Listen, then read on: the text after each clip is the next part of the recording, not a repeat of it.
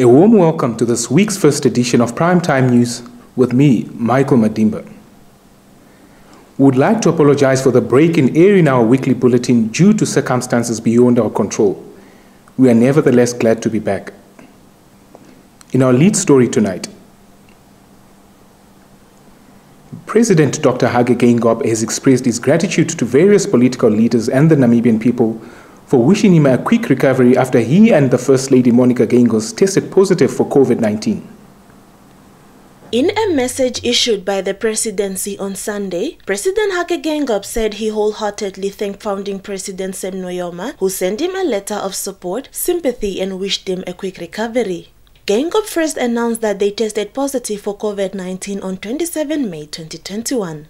Both have now recovered. The statement said among political leaders that wished Geingob and Geingob well are McHenry Venani of Popular Democratic Movement, Independent Patriots for Change leader Panduleni Utula, and United Democratic Front President Appius Auchab. South African President Cyril Ramaphosa, Botswana President Mokgweetsi Masisi, and Uhuru Kenyatta of Kenya are among African leaders who sent well wishes. Chinese President Xi Jinping and First Lady Peng Liyuan also reached out. Josephine Simeon, Nampe News. Popular Democratic Movement PDM President McHenry Venani has branded the genocide settlement between Germany and Namibia a gimmick, saying the amount offered cannot make up for the loss of lives, massive tracts of land and trauma experienced by victim communities. The leader of the official opposition, McHenry Venani, said it is heartbreaking that the Namibian government has accepted 18 billion Namibia dollars as genocide reparation over 30 years for the horrendous killing of at least 100,000 Hereros and 10,000 Namas between 1904 and 1908. The pain is immeasurable, he said on Saturday at the opening of the Popular Democratic Movement Central Committee meeting. Venani said that when he speaks about genocide and Shark Island, he becomes emotional. Many wives were forced to skin the skulls of their husbands for the skulls to go to Germany for scientific purposes. Can you underscore the horrific emotional suffering that woman should undergo? Skin your husband's head and for that head to be packed in a box to go to Germany? An emotional Venani said. He added that the horrendous crimes that were committed in Namibia by the Germans demand respect. According to Venani without coercion, Germany willingly spent 19 billion since independence on Namibia through developmental aid and the same amount it is now offering as genocide reparation. This defeats logic, he said. Venani wants government to go back to the drawing board and bring all stakeholders to the table, including its antagonists. Meanwhile, political analyst Joseph Disho criticized the government for reaching a compromised statement. From an objective yet informed perspective, those who are praising the government are either doing so in bad faith or for some personal benefits. In short, no reconciliation can be effected without acceptance of both sides in good faith that the road ahead is mutually beneficial in the short and long term, he said in a statement shared with Nampa. On Friday, Vice President Nangolo Mbumba reaffirmed Namibia's position to accept the German offer. In fact, he said, it is not an opportunity to be missed. So far, the deal struck between the two governments have been received with mixed feelings from political and traditional leaders alike. Some say the deal is an insult, while others view it as a closed case.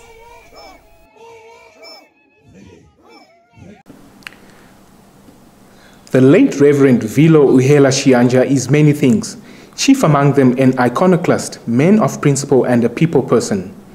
These descriptions were echoed by many, among them was Chief Mourner Eino Nangula on Saturday, who shared the same sentiments. On the political front, the late Reverend Vilo Uhela Shianja was a member of Ovambo People Organization OPO, which he joined in 1959 under the leadership of Namibia's founding president, Sam Nujoma. At the time, this was not fashionable, former Katutura East Councillor Elena Ndapuka recalled.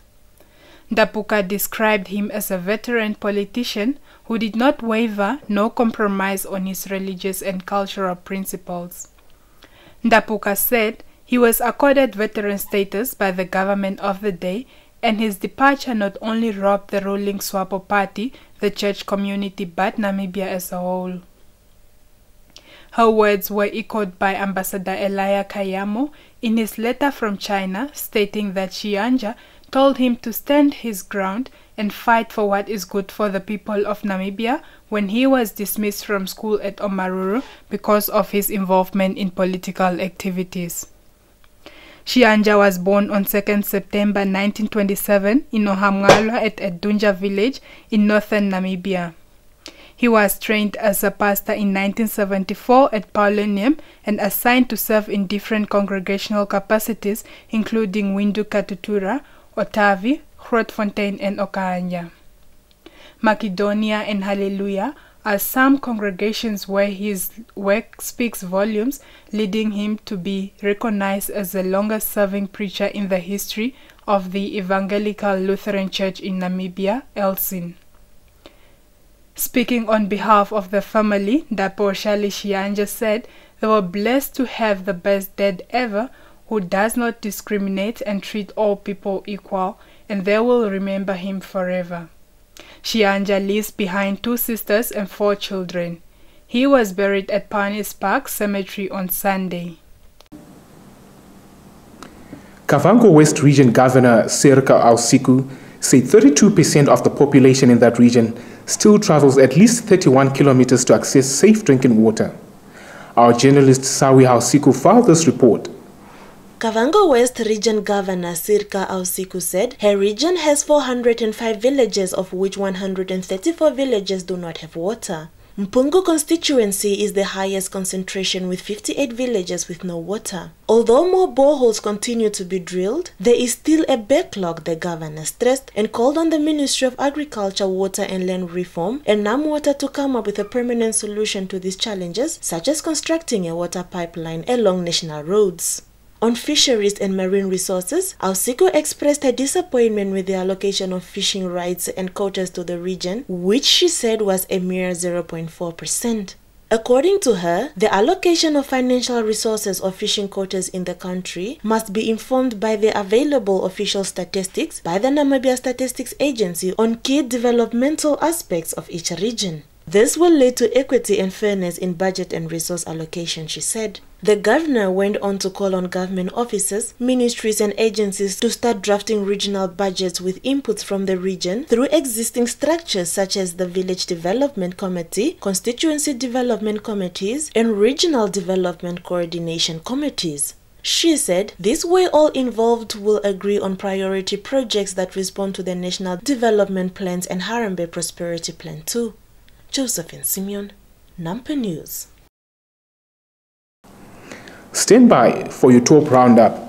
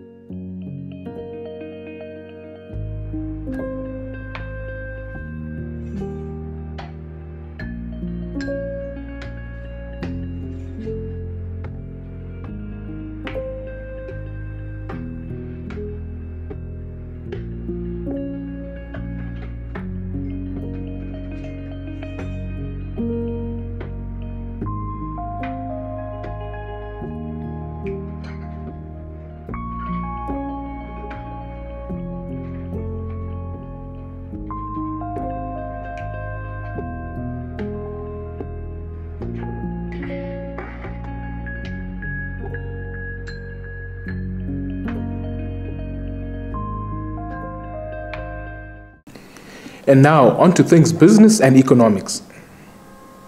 Minister of Agriculture, Water and Land Reform, Carly Schlettwein, on Saturday officially inaugurated the Kuisip Collector 2 Schwarzkooper-Swakopmund pipeline, connecting 3 pipelines in the Ironga region. Maria Kanjungu filed this report. Minister of Agriculture, Water and Land Reform Kailash Leitwine said the inaugurated pipelines was commissioned in 1974 and the frequent pipe breaks show that 76 kilometers long under pre-stressed concrete pipeline has reached the end of its economic life and therefore had to be replaced. Due to the high cost of replacement, the sections to be replaced were prioritized, with those sections having the highest number of pipe breaks to be replaced first. Based on these priorities, NamWater's civil construction team already replaced all the highest priority sections with a total length of 21.5 kilometers. The team subsequently started with the second highest priority section with a total of 13.5 kilometers, he added. This is an above ground 23.3 kilometer pipeline which is being carried out by Adaptive Building Land Construction CC and China State Construction Engineering Corporation, Southern Africa, PTY Limited. This is a joint venture and the project cost is 267 million Namibia dollars, which includes VAT.